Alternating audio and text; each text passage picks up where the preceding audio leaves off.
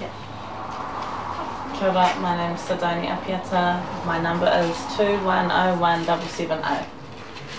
Tene Waimatu 2102752. David Ihimaira 2052311. Blake Ihimaira 2101767, and this is Mole 203 test 1 and 2. Te Ahurihuri. Ka pai. First question, describe ways in which Kapahaka has contributed to the revival of Māori society. The Bachelor of Māori Performing Arts that we're currently doing has contributed in a big way. Just looking at, there's 700 plus students on this degree right now, and this contributes to Māori society in a big way, as we're going to have 700 more Māori with degrees, which beforehand wouldn't have happened. And yeah, it's a valid like bachelor, something to study. Kapahaka is now, and yeah, this all contributes to the Māori society because yeah, as I said, there's 700 new scholars.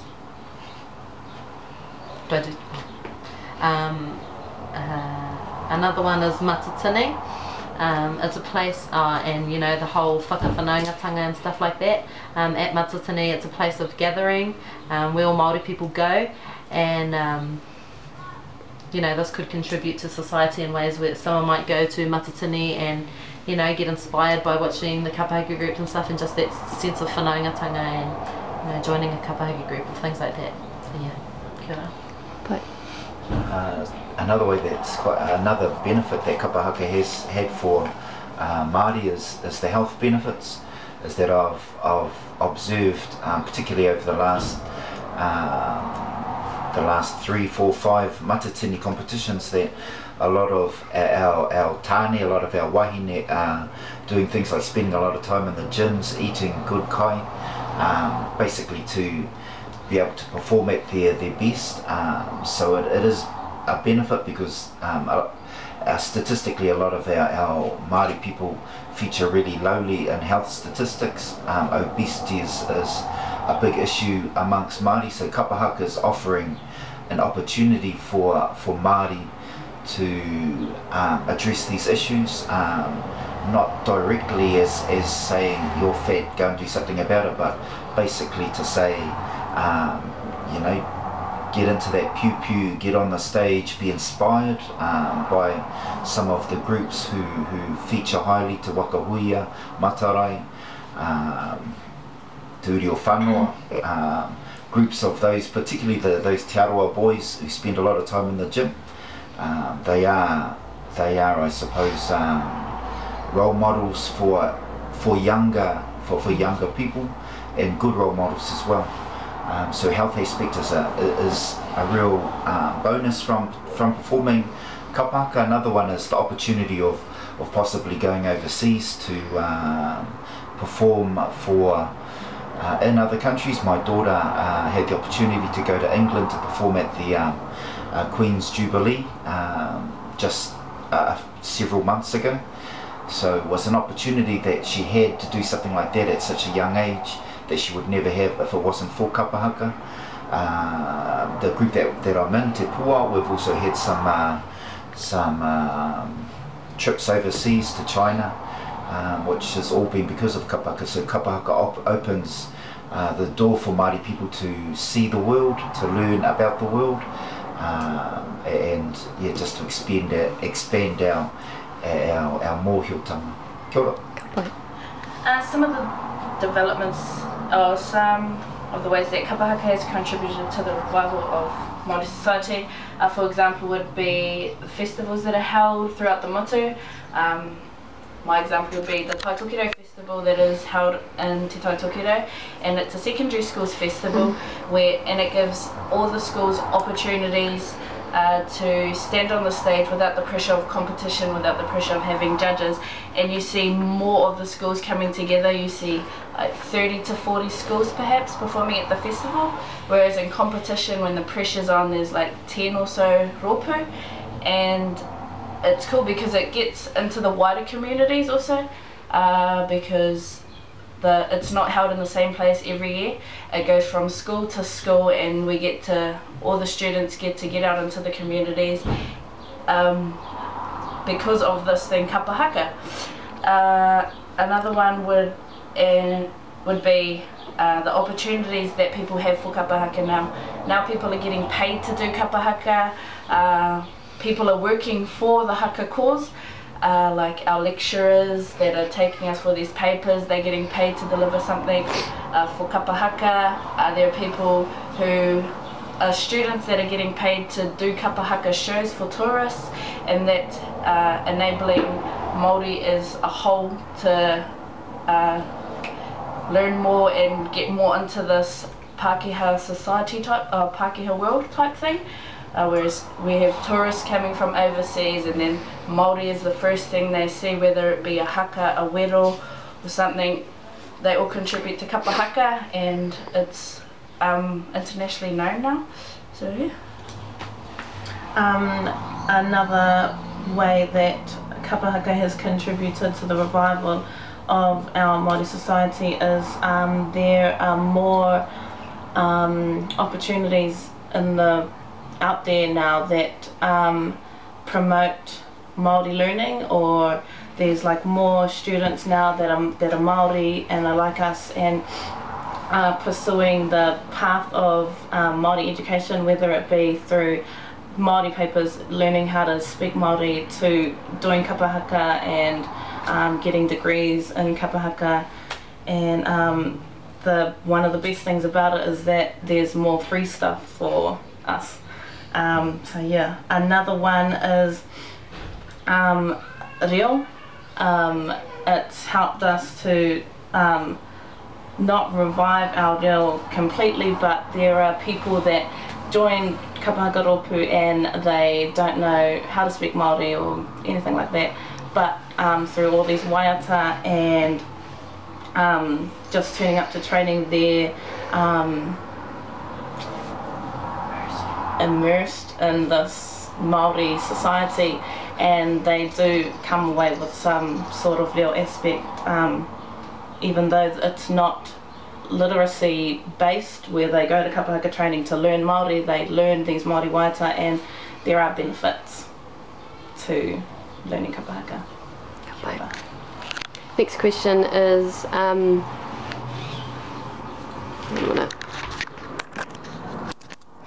sorry.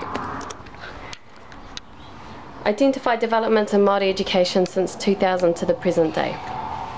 Okay, so again, the BMPA course, the Bachelor of Māori Performing Arts, just a new degree that's you know, an awesome degree that's it's validating what we do every day. You know, we do kapa haka as a hobby or something, but no one really understands how hard it is, and the how much effort and how much work and actually how much brains goes into doing kapa haka in terms of choreography and all that sort of thing. So this is an awesome degree that you know, reflects all of these amazing things we do during kapa haka, and also a part of the BMPA course. There's also a lot of different opportunities. You know, you've never had it before. You can do postgrad and Māori studies. You can do heaps of things from this course, and the same thing as before. There's 700 plus students that are getting this degree, so that's also a big leap in Māori education. Another one is the Aka Tokero Māori Principals Association. It's another chapter for the Aka Principals Federation sort of thing. It's another chapter. What they do here, this is the up north chapter, the Aka Tokero, and what they do, you know, they provide a lot of mentors or for first time principals. This is just for Māori principals to come to. It's a place where they gather, where they have a hui about new initiatives and in the education realm, and yeah, it's just a good thing. Okay. I'd just like to quickly touch on a kaupapa concerning the reo and in terms of education and how it can provide a pathway for for Māori to be able to succeed. We know that in education, Māori are seen as being failures in education. So a kaupapa that my son has been through and successfully completed his pane kiritanga. A kaupapa that has been created and developed to teach the pia, the akonga, the tauira, the excellence of the reo, acknowledging them through providing this opportunity to learn the highest levels of te reo. That particular program is for hand-picked, shoulder tapping to come onto the program. Probably the elite of the elite to complete that particular program.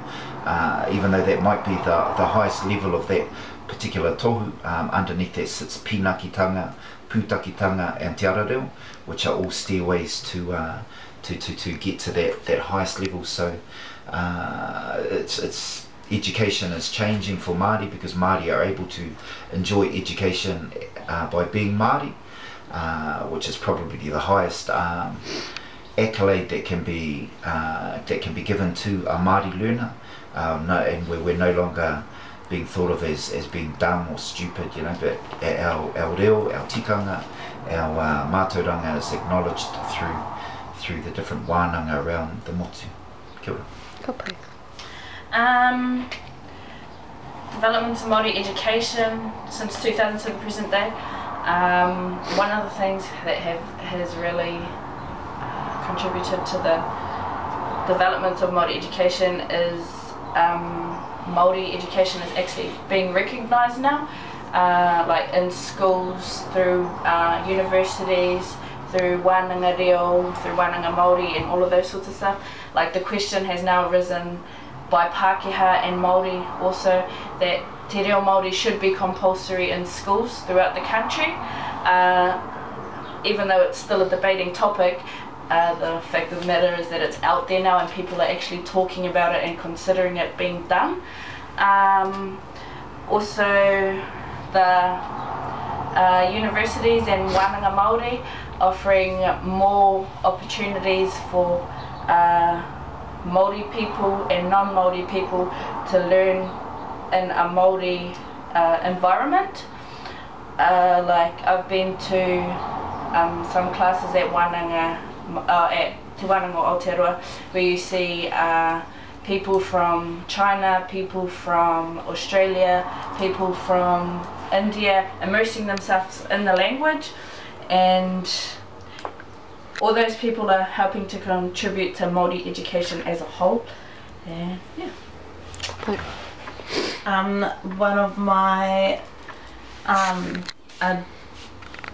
aspect that has contributed to the development of Māori education is scholarships. There are more options for and more opportunities for people to get into education with scholarships. In the past they had particular criteria and you had to be from somewhere to get that one, and you had to already have this qualification to get that one, and now there's more avenues that we can take, and I'll use myself as an example. I probably wouldn't be doing a teaching degree if I hadn't qualified for the Teaching Z scholarship for just being Māori, pretty much. So that's one thing. And another thing that has evolved from that is that we're getting more qualified Māori people in New Zealand or whatever, and we're getting more doctors and more teachers, and they're getting PhDs and masters, and so they're ending up lecturing our own kids again, and it's just this big snowball effect, and we're getting which is revitalizing our education development in our Māori society. Tēnā koe, tēnā koe. Ka pai. Third question, identify and describe the impacts of the arrival of Pākehā on Māori society. So a big thing is technology. And nowadays it's how we live. We do our shopping online, it's for clothes, it's for food, it's for everything. But you know, the impact that Pākehā have brought technology here is maybe isn't a negative thing for Te Reo Māori. We see, like, with all the people with qualifications, now we have a Te Reo Māori smartphone, and which is all in Te Reo Māori from 2 degrees. I wānanga, Awanuiarangi's site to upload all your documents, and there's chat rooms all in Māori, everything's in Māori. Is awesome. Just things like that, that's an awesome thing that's happened, because we're kind of making technology our own. Also, something not so awesome is education. Our curriculum in New Zealand is predominantly European, and you've seen, you can see in the whole education system, kura kaupapa have been pushed out. They've been forced to go outside of the system to create their foundation and stuff like that, because the curriculum we have for New Zealanders is predominantly European. So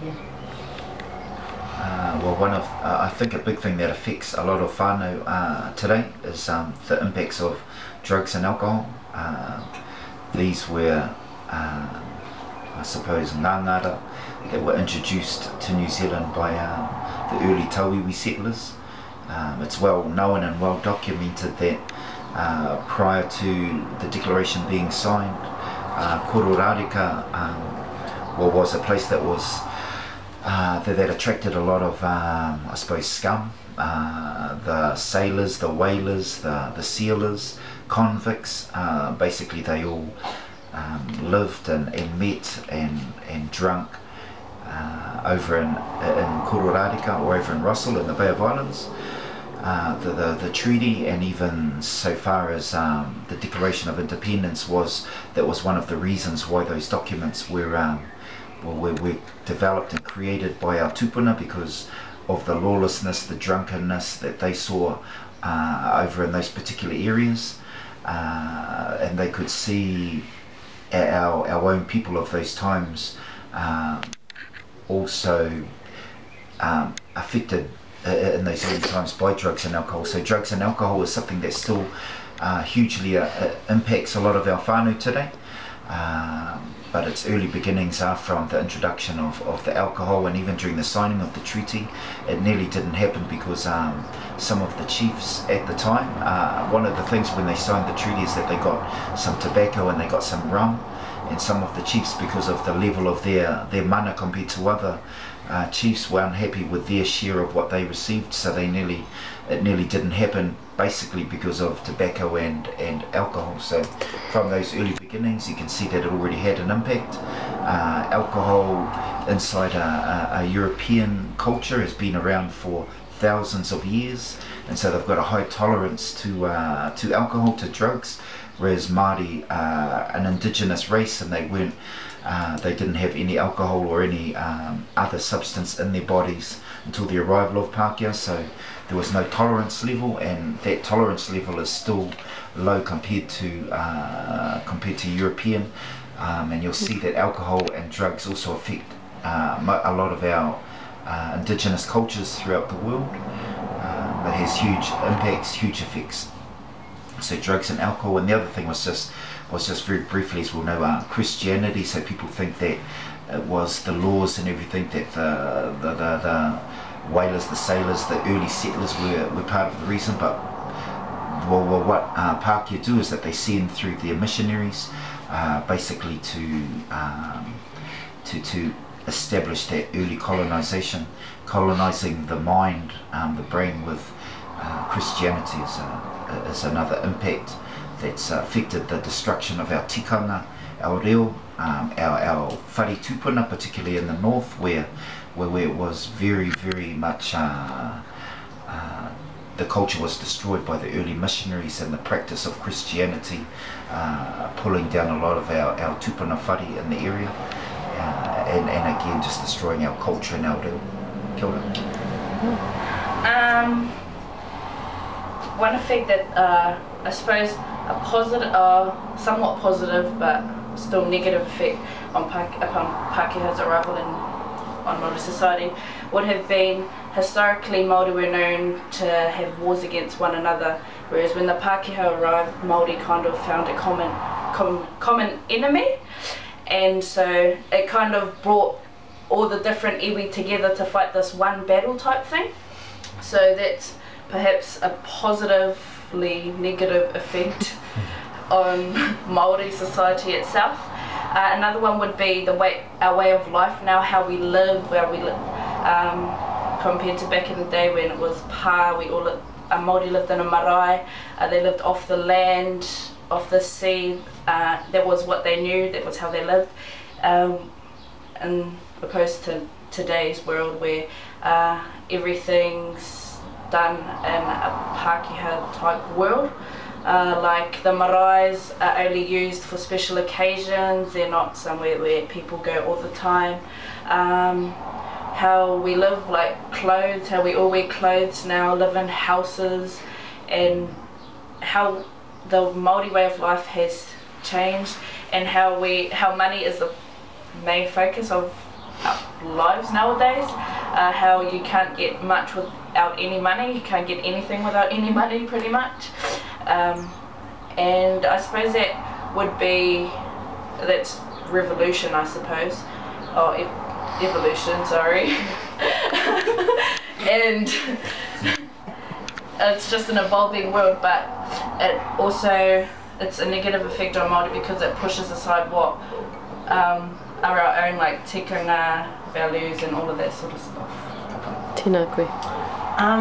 So one of the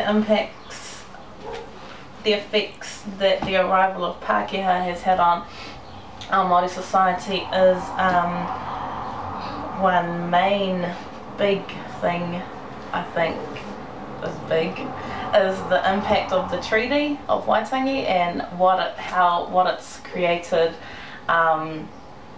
nowadays, even though it was signed years ago. So it was supposed to be a way for us all to live as one nation, but really it's made us argue more than we should be. Māori believe that we had protection and sovereignty over our taonga, but over the years it's been ignored, and now we've got these values like the foreshore and seabed argument things and the water rights, and it's probably just going to keep going and going into the future. So that's one of the effects of Pākehā. My second is the sustainability of our tikanga.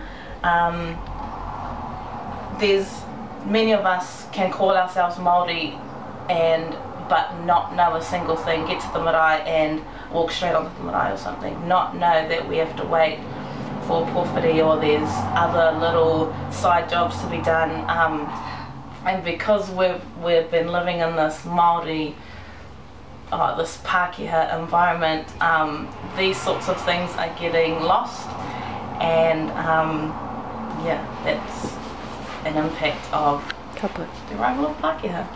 Okay, and final question. Discuss the impacts of the prophetic movement on Māori society. Okay, so the prophetic movement. Well, they were all leaders in their own right. And, they gave us something to believe in other than God. And before the prophetic movement, Te Ao Māori was in a dark place, and because of their visions and stuff, we were brought into the light, so to speak. They were the link between Christianity and our Te Ao Māori beliefs, and what was it? Te Whiti and Tohu. They fought the government in a peaceful way at Parihaka. They told their peoples to put their guns down and fight in a peaceful way. That's taught us nowadays, to keep the peace and to fight peacefully. But Parihaka to this day remains a peaceful place, and his followers, they're from Taranaki, and their followers wear the 3 white feathers on their head, and that's still that's still happening to this day. Kia ora. Kia ora, Blake. Yeah, there's the prophetic movements. So, yeah.